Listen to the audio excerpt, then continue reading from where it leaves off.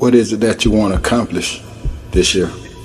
Get money. You already know it, man. I'm trying to get the richest. The richest I've never been in my life. You know what I'm saying? Right now, if you could see, man, your boy iced out, man. I probably got over 75 bands worth of jewelry on me right now. Here is the full story behind the tragic death of a rising artist, Raheem Grant, who recorded his own death in a shocking and heartbreaking turn of events. In 2017, Raheem Grant, an up-and-coming Atlanta rapper, was preparing to take his career to new heights. Known as Red Beezy in the music industry, Grant had been passionate about music since childhood, performing in shows like Showtime at the Apollo and even opening for big names like Ludacris. With a supportive mother, Geraldine, who acted as his manager, 2018 was supposed to be the year Raheem embarked on a nationwide tour and cemented his name in the music world. Unfortunately, his life took a dark turn when he was brutally murdered in his own home, in a tragic series of events that he unknowingly recorded on his phone. Raheem's personal life had its own complexities. He lived in a gated community in Riverdale, Georgia, with Sierra Harp, the mother of his 3-year-old daughter, Angel. Though they were not in a committed relationship, the two had decided to co-parent their child together. Raheem, known for speaking out against violence in the rap industry, wasn't someone who aligned himself with the stereotypical image of aggression or gang activity. He was focused on his music career and his role as a father. Sierra Harp, on the other hand, was a local marketer who worked in bars and clubs. The two had met when Raheem was performing at one of the venues where Sierra was looking for a job. Their relationship started casually but became more complicated when Sierra got pregnant. Though not romantically involved, they decided to raise their child together. However, Raheem wasn't listed on Angel's birth certificate, and he didn't have legal custody of his daughter, which became a point of tension in the background of their co-parenting arrangement. On December 29, 2017, Raheem's worst fears were realized. Days before his death, Raheem had confided in his mother that he feared he wouldn't make it to age 30. On that fateful night, the Riverdale police were called to Raheem's home after Sierra showed up at a neighbor's house covered in blood and holding Angel. She was hysterical, screaming, and barely coherent, claiming that Raheem had attacked her.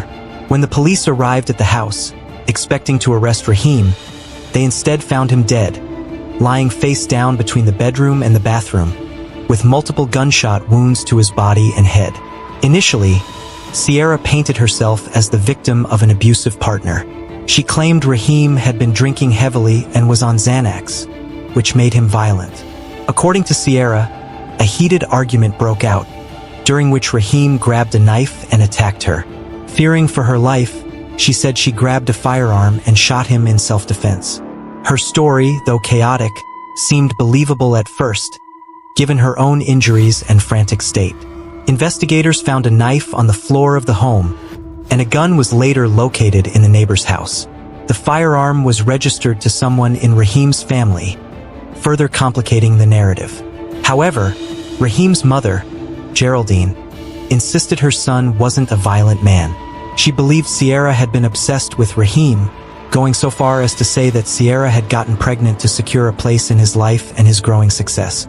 While this theory initially seemed biased, given Geraldine's love for her son, things took a dramatic turn when Geraldine revealed a key piece of advice she had given Raheem before his death: always keep his phone nearby and record if he ever felt in danger. This piece of advice proved crucial when investigators unlocked Raheem's phone and discovered a chilling set of recordings. The footage, captured just moments before Raheem's death, showed him in the bathroom with his face covered in blood. In the video, he said that Sierra had attacked him, expressing disbelief and immense pain. Moments later, the video captured the first gunshot as Sierra fired at Raheem. Despite being severely injured, Raheem managed to drop the phone, which continued recording. The phone captured Sierra's cold, calculated behavior as she walked into the room, taunting Raheem. At one point, Raheem, in a final act of desperation, asked for water and to hug his daughter. Sierra's response was callous. "You can crawl to her." Then she shot him 2 more times, killing him. The footage also revealed something even more sinister. Sierra did not have any injuries at the time of the attack. Her supposed defensive wounds appeared to have been self-inflicted afterward in an attempt to cover her tracks. The recordings, which spanned 13 minutes, were undeniable proof of Sierra's premeditated violence and manipulation. She had also staged a second recording, claiming that Raheem had been abusive throughout their 4-year situationship, even as Raheem could be heard in the background warning her that she would go to prison for the rest of her life. Sierra was arrested on February 22, 2018, almost 2 months after Raheem's murder. As the investigation progressed, it was revealed that just a month before the murder, Raheem had filed for full custody of their daughter, Angel, and Sierra had signed the papers. Many believed this was the motive behind Sierra's violent outburst. She had been losing control over the one thing that connected her to Raheem, Angel, and saw his custody request as the final straw. In court, the drama reached its peak. Sierra's own mother testified against her, calling her daughter evil and manipulative. In a shocking request, she asked the judge to sterilize Sierra to prevent her from having any more children. The family asked the court to sterilize Sierra Harp to prevent any more children being born. We also asked for the highest punishment of life without parole. This nature took control and you murdered Raheem for moving on without you. You repeatedly hurt the family, our family, and all the people who ever tried to help. Both Raheem's and Sierra's mothers expressed their disbelief and disgust over her actions, particularly the fact that Sierra had murdered Raheem in front of their daughter. Wherever you went, chaos and trouble were sure to follow. Sierra's defense tried to maintain the self-defense narrative, but the video evidence was too damning. Her cold, calculated behavior in the recordings and her lack of remorse made it clear this was not an act of desperation, but rather one of pure malice. The judge sentenced Sierra Harp to 125 years in prison, ensuring that she would never be free again. Geraldine, though heartbroken, was relieved that justice had been served. She reflected on the senseless violence that took her son's life and expressed sorrow for her granddaughter, Angel, who had witnessed the entire event. Angel was placed in the care of Sierra's family and would grow up with the heavy trauma of that night. In the end, Raheem Grant's life was cut tragically short by the very person who was supposed to co-parent and raise his child with him. The story of his death stands as a chilling reminder of the complexities of love, jealousy, and the destructive power of unchecked emotions. Sierra Harp, once a mother and partner, will spend the rest of her days behind bars, forever marked by the horrific crime she committed in a moment of cold-blooded rage. Hey, thanks for watching. What are your thoughts on this case? Do you know similar stories? Leave me a thoughtful comment before you leave, and don't forget to like and subscribe. See you next time.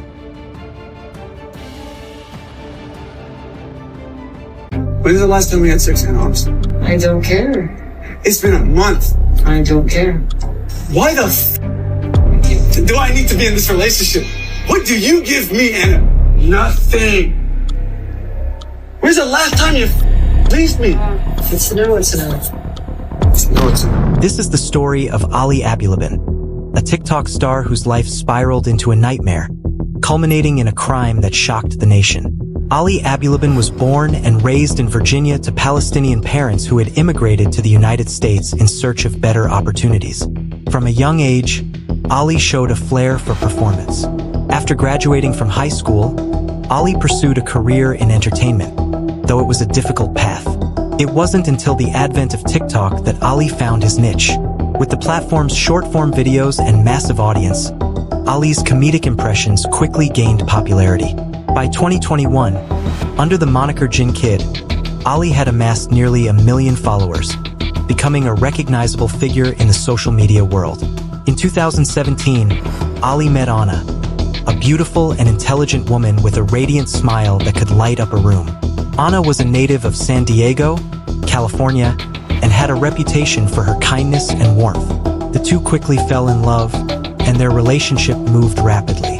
They were married within a year and soon welcomed a daughter into the world. To their followers on social media, Ali and Anna appeared to be the perfect couple. They often posted pictures and videos showcasing their love and family life. However, beneath the surface, cracks were beginning to show. As Ali's social media fame grew, so did the pressures on his personal life. The constant need to create content, maintain his online persona, and engage with fans began to take a toll on his mental health. He became increasingly irritable, and his insecurities started to manifest as jealousy and control over Anna. Anna, who had initially supported Ali's career wholeheartedly, began to feel the strain as well. She confided in friends that Ali was becoming more possessive and that their arguments were growing more frequent and intense. Despite 2021, their marriage had deteriorated significantly. Anna's attempts to find independence outside of Ali's shadow were met with resistance. She wanted to return to school, start her own business, and reconnect with friends, but Ali's jealousy often stood in the way. He would check her phone, question her about her whereabouts, and even accuse her of infidelity, despite having no evidence. In the weeks leading up to the tragedy, the tension between Ali and Anna reached a boiling point. Anna had finally had enough. She told Ali that she wanted a divorce and asked him to move out of their apartment. Reluctantly, Ali agreed, but the thought of losing control over Anna sent him into a downward spiral.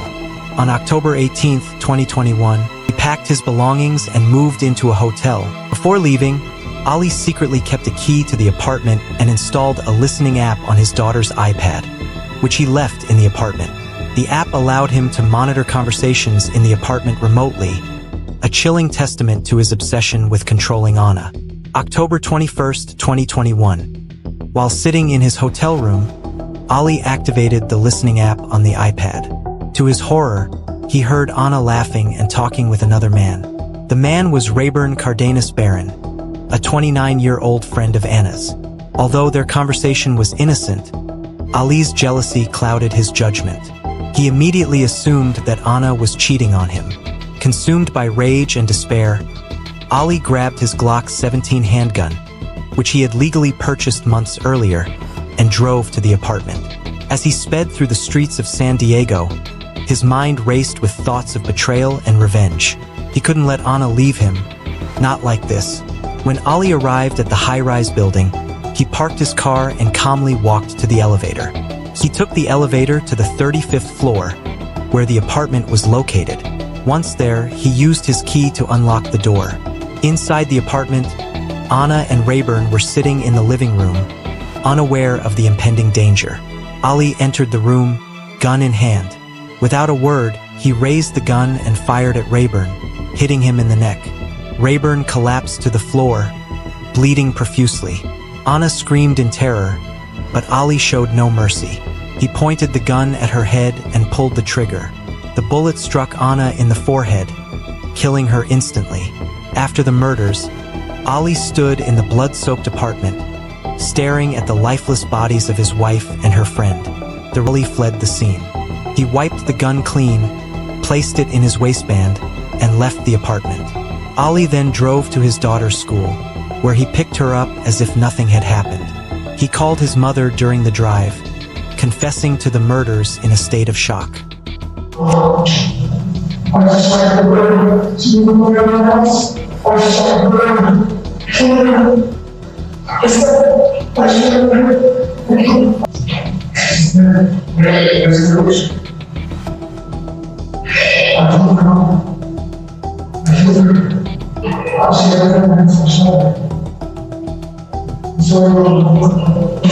He also called the police, admitting to the killings and providing his location.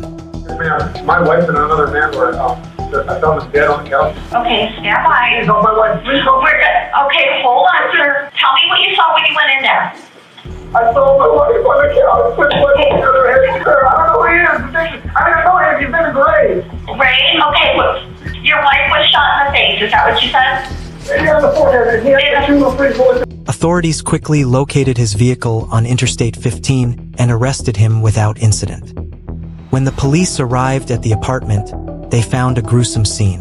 Anna's body was slumped on the couch, a bullet wound in her forehead, while Rayburn lay nearby, blood pooling around him. The sight was so horrific that seasoned officers were visibly shaken. Ali was taken into custody and charged with 2 counts of first-degree murder. During the interrogation, He was eerily calm, almost detached from the reality of his actions. He confessed to the murders, citing his belief that Anna was cheating on him as the reason for his rage. However, the police investigation revealed that there was no evidence to support his claims of infidelity. The prosecution argued that the murders were premeditated. They presented evidence of Ali's controlling behavior, the installation of the listening app, and his calculated decision to drive to the apartment with a loaded gun. News of the murders spread quickly, and the case became a media sensation. Reporters dug into every aspect of Ali's life, from his rise to fame on TikTok to his troubled marriage. Social media was flooded with reactions, with many of Ali's followers expressing shock and disbelief. How could the man who made them laugh with his Tony Montana impressions be capable of such a heinous act? Witnesses testified about Ali's controlling behavior, his jealousy, and the growing tension in the Abulabin household. Friends and family of Anna spoke of her fear in the weeks leading up to the murders, with some even recounting how she had confided in them about wanting to leave Ali but being afraid of his reaction. In the end, the jury found Ali Abulabin guilty of 2 counts of first-degree murder. The jury in the above entitled cause find the defendant, Ali Nasser Abulabin, guilty of the crime of murder in the first degree. Silence. Nothing. Are you anyone else in danger right now? I'm sure everybody is around here right now. Meet Wade the Joker Wilson, the man behind a chilling double homicide, now a viral sensation on TikTok. The Deadpool killer by the media, Wade Wilson's story is a chilling blend of horror and dark charisma. Amy and Mila have been friends for a decade. They hadn't seen each other in a while and decided to meet at the Buddha bar on a Sunday night. Mila wanted Amy to meet her new boyfriend, Wade Wilson. Amy arrives, finds Mila, and meets Wade, who towers over Mila. Initially charming, Wade's mood shifts when he and Mila start arguing. Wade wants to leave and do drugs at a friend's house, but Mila wants to stay or go home. The argument intensifies until Wade grabs Mila's car keys and drives off, leaving her stranded. At the same bar, Stephanie and Christine, lifelong friends, are enjoying their night. A man named Junior approaches them, interested in Christine. Junior introduces them to Jason, and the four hit it off, eventually deciding to continue the night at Jason's place. The group retreats to Jason's room, where Christine and Junior quickly become intimate. Stephanie and Jason step outside to give them privacy. Hours later, Junior tells Stephanie and Christine that Jason wants them to leave. It's then that Stephanie realizes Junior and Jason had only met that night at the bar, contrary to her assumption that they were longtime friends. Despite the oddity, the group decides to continue their night at Christine's house, who lives alone except for her cat, Monty. They load into Junior's car, which Jason had driven earlier, and head out. Junior struggles to drive, revealing he doesn't know how to operate a manual car. It's Mila's Hellcat, stolen by Wade, who is not Junior but Wade Wilson. Wade, now shirtless, shoeless, and covered in blood, shows up at a print shop owned by Joshua, a mere acquaintance. Wade begs Joshua for help to leave town, revealing he killed Christine and might have tried to kill Mila. Joshua, terrified, tries to find a way to call 911 without alarming Wade, later recounting the encounter in court. Meanwhile, Mila wakes up on Amy's couch, contemplating her disastrous relationship with Wade. Over the past 6 months, Wade had physically assaulted her multiple times, once even tying her up and assaulting her on a boat. Despite reporting him to the police, Wade served only a short jail sentence. Now free, Wade continues to torment Mila, who just wants her car back and to be done with him. Mila's phone rings incessantly. She finally answers a call from an unknown number. It's Wade, acting as if nothing happened. He oscillates between professions of love and threats of violence. Mila, wanting only to retrieve her car, de-escalates the situation and agrees to meet Wade at her spa's parking lot. Mila, refusing to get in Wade's car, is attacked. Wade tries to drag her into the car through the window, but Mila resists, planking her body to avoid being pulled in. Wade, in a panic, tackles her to the ground. The car, still in drive, rolls forward, almost running them over. Mila manages to escape momentarily, but Wade catches up, pinning her against a wall and assaulting her. Mila fights back, trying to reason with Wade, but his eyes are vacant and unresponsive. As police sirens approach, Wade punches Mila hard enough to make her nose bleed profusely. This distraction allows Mila to escape, running to a nearby business for safety. By the time the police arrive, Wade has fled. Police hatch a plan to lure Wade out, convincing Mila to arrange a meeting at Joe's Crab Shack. Wade arrives, seemingly unaware of the police presence. He initially cooperates but drives off before officers can detain him. Yeah, Burger gets here. No, 4-1. Gonna need a couple more units. Don't go anywhere. Hey.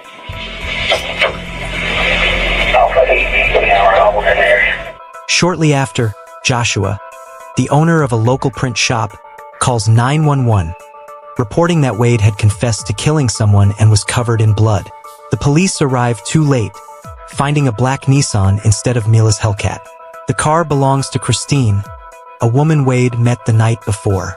The police piece together that Wade, after stealing Mila's Hellcat, had met Jason and two women, Stephanie and Christine, at the Buddha bar. They went to Jason's house, then Christine's. Stephanie left Christine with Wade, unaware of the danger. The next morning, Mila receives calls from Christine's phone, leading to the spa confrontation. Wade Wilson, driving a stolen black Nissan, tries to kidnap Mila at her spa but fails and drives off. Later, he goes to Joe's Crab Shack, where the police are waiting for him. He manages to escape but leaves behind the bloody Nissan, which contains a stranger's phone. The police find another woman's body in a nearby wooded lot. She is identified as Diane Ruiz, who had been brutally murdered by Wade. After the initial attack, Wade Wilson proceeded to run over Diane with his car. He drove over her body multiple times, which resulted in extreme and graphic injuries. The term "turn into spaghetti" was used to describe the horrific outcome of this act, reflecting how Diane's body was mangled and dismembered by the repeated car strikes. So what did he tell you he did when he realized she's still breathing? He said he got back in the car and ran her over until she looked like spaghetti. After fleeing the scene, Wade breaks into a vacant house, showers, and calls his estranged father, Stephen, for help. Wade confesses over the phone to killing Christine and Diane. Stephen is initially skeptical but ultimately informs the authorities, leading them to Wade's location. Wade is arrested in the empty house and quickly confesses to the crimes, detailing how he stole Mila's car, murdered Christine, and attacked Diane, whose body he had run over after she was still alive. Wade's chilling excitement during his confession reflects his lack of remorse. Wade Wilson, a convicted double murderer, has gained unwanted notoriety on TikTok for his appearance. Despite his heinous crimes, some users are fixated on his facial tattoos and court demeanor. His criminal history is shocking. He strangled and ran over two women, Christine and Diane, and had previously violently assaulted his ex, Kelly. Despite his heinous crimes, some TikTok users romanticize and even sexualize his court appearances, creating fan edits that juxtapose his trial with pop culture references, like Deadpool and the Joker. This disturbing trend continues despite the gravity of his crimes. The jury's verdict of 9-3 for the death penalty was influenced by Florida's law allowing non-unanimous decisions. The final ruling will be made by the judge on August 27, 2024. First-degree murder, Christine Melton. The defendant is guilty of first-degree murder. Count 2, grand theft motor vehicle. The defendant is guilty of grand theft motor vehicle. Count 3, battery. The defendant is guilty of battery. Count 4, first-degree murder, Diane Ruiz. The defendant is guilty of first-degree murder. Just before her 10th birthday, this girl was kidnapped and missing for 16 days. She was trapped in an underground bunker, making her story a heartbreaking tale of survival and resilience. This is Katie Beers, a 9-year-old girl who was born on December 30th, 1982. Katie's mother was Marilyn Beers and was not actively involved in Katie's upbringing. Katie's biological father was not present in her life.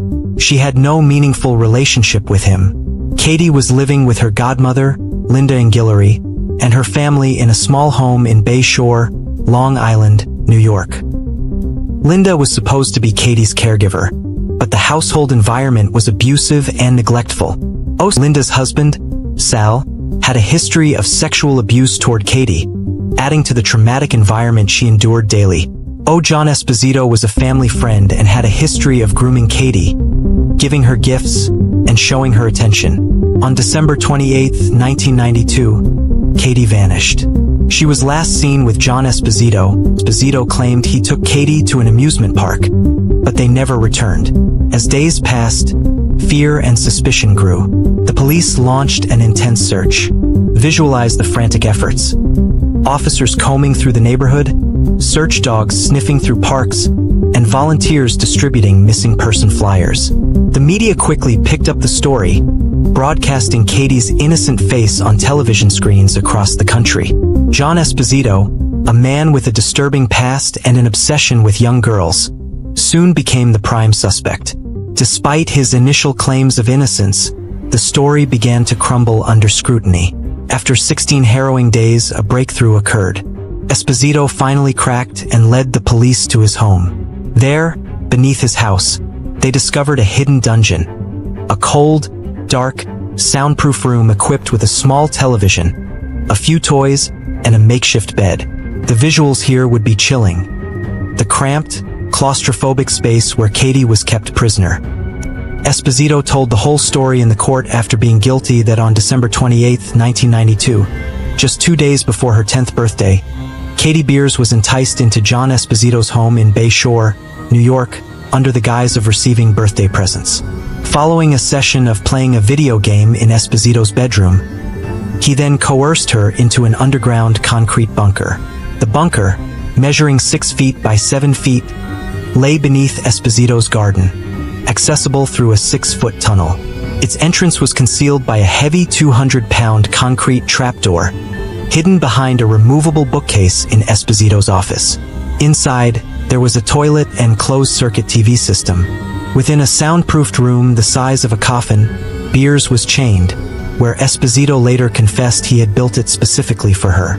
Immediately after forcing Beers into the bunker, Esposito made her record a message claiming she had been taken by a man with a knife. He played this message at a payphone near the Spaceplex amusement arcade in Nescunset, New York, pretending to have lost Beers inside.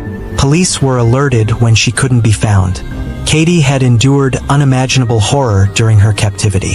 Her resilience and bravery during these dark days were nothing short of remarkable. Come back, and the hope would come back. And how did you learn to cope with that? I would hear other people upstairs, and then it would die down when Esposito came down. I was like, oh, okay, well, another day, I guess. During her captivity, Esposito would often visit Beers to abuse her sexually, though he also provided food, blankets, and toys. When he visited, he allowed Beers into the larger part of the bunker, but when alone, he confined her to a smaller room. Beers managed to unchain herself and escape to the larger room when Esposito wasn't around, having hidden a key under her pillow. Despite this, she couldn't leave the bunker itself. Esposito told Beers he planned to keep her there forever, and even discussed sending a fake photo of her asleep to the police to make them think she was dead, though he never took the photo. Esposito was suspected early in the police investigation due to prior accusations of sexual abuse and witnesses seeing him alone at the Spaceplex arcade on the day Beers disappeared. Police also found that Beers' phone message about being kidnapped was pre-recorded because there were no background noises. On January 13, 1993, 17 days after the kidnapping, Esposito confessed to holding Beers captive and led police to the bunker where they rescued her. I was scared to death because he never came down that early in the day. Then I heard other voices with him, And I remember them saying, "We're the police, you're safe now." I hightailed it through the tunnel as fast as I could. You see a 9-year-old look like she just come back from a trip to the movies. She's sitting in the sofa, bubbly, upbeat, and we just knew from that moment on that she was going to be a survivor. True realization for me that I was being rescued was when I went through the gates off of the property. And what did that feel like? I was scared to death because there was media everywhere. The next day, went to live with my foster family, and I think that that was when I kind of felt the sigh of relief, like, wow, it's over. That part is over. Esposito was arrested and later convicted, sentenced to serve 15 years to life for his heinous crimes. After her rescue, Katie went through a long journey of recovery. She was placed in foster care with a loving family who provided the stability and support she needed. What kind of state of mind was Katie in when she came to you? She had spent her whole life trying to please adults.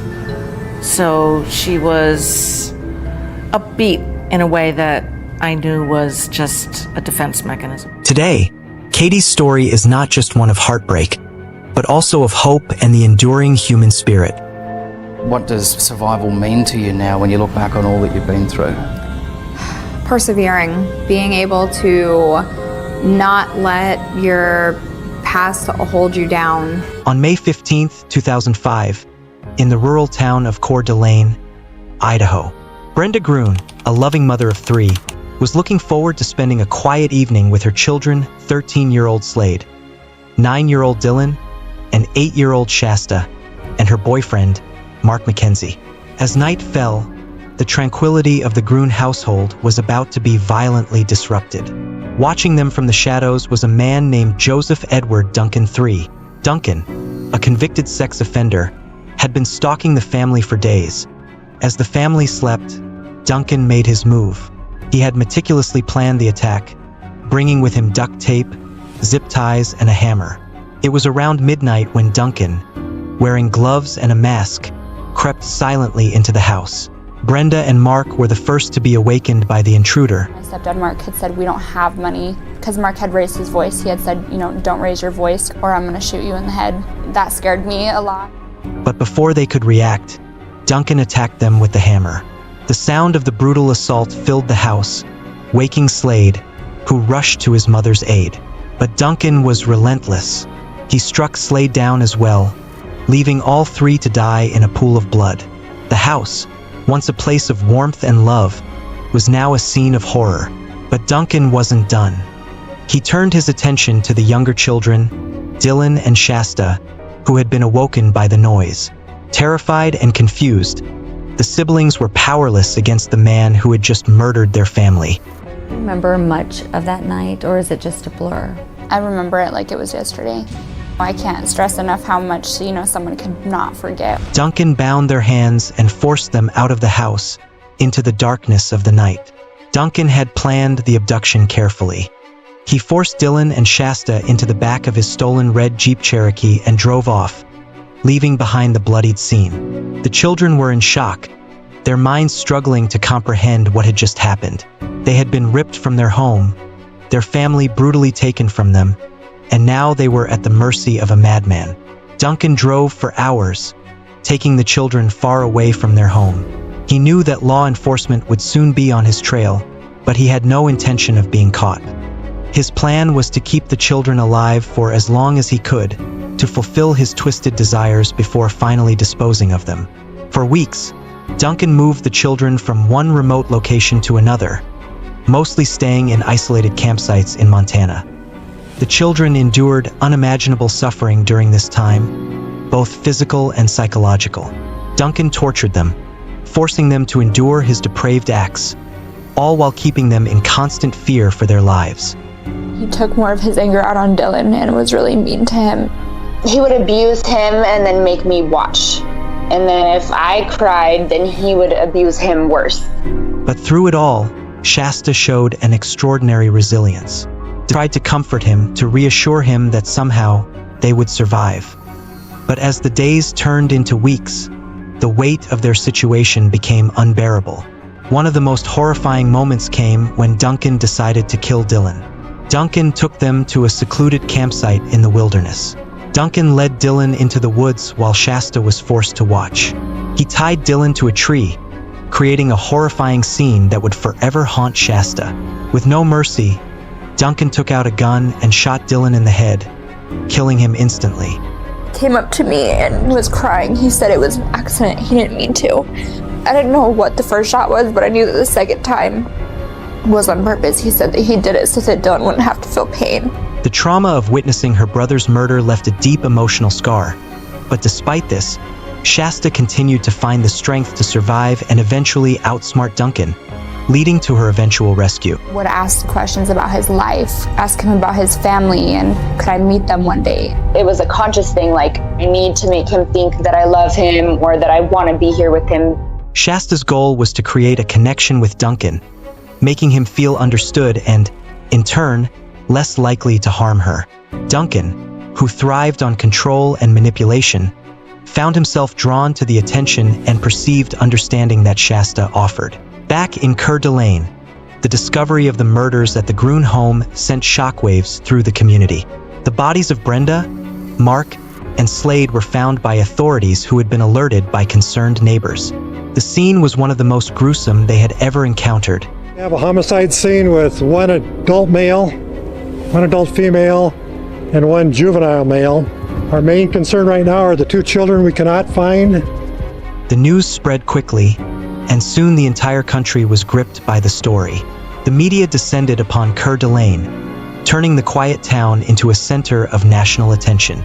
The faces of Dylan and Shasta Gruen were plastered on every news channel, their story dominating headlines.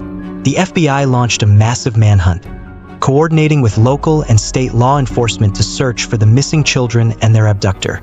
Tips and leads poured in, but none led to Duncan. He had taken great care to avoid detection, moving the children to remote areas where they were unlikely to be found.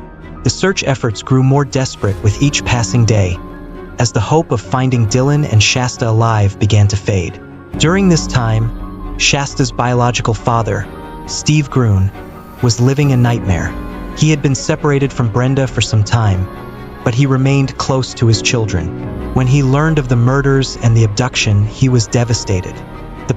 But as weeks went by without any sign of them, the mood grew increasingly grim. On July 2nd, 2005, nearly 7 weeks after the Night of Terror, a miracle occurred. At around 2 a.m., in the early hours of the morning, a man walked into a Denny's restaurant in Coeur d'Alene, accompanied by a young girl. They took a seat in a booth and the man ordered breakfast. But one of the waitresses, a woman named Amber Den, noticed something familiar about the girl. She couldn't shake the feeling that she had seen her before. As she served them, she realized that the girl matched the description of Shasta Gruen. She quickly alerted her manager, and they discreetly called the police. As I was walking in, I noticed that my missing persons poster was right there. There was this guy standing outside and he was with his friends and he nodded his head and I nodded my head and he went up to the counter and made it kind of seem like he was conversating with one of the waitresses, and then I seen her look over at me. They were my only table at the time and I immediately recognized her. His entire world revolved around her. She didn't speak without his permission. There was something just not okay. When the police arrived, they approached the booth cautiously. They asked the girl her name, and in a small, scared voice, she said, "Shasta." The officers immediately took Duncan into custody and rushed Shasta to safety. After weeks of living in fear, she was finally free. As Shasta was taken into protective custody, Shasta revealed to investigators that Duncan had killed her brother. She told them about the horrific moment. Duncan had even recorded the murder on video, a piece of evidence that would later become crucial in the trial. The FBI located the campsite where Dylan's body was found, deep in the Montana wilderness.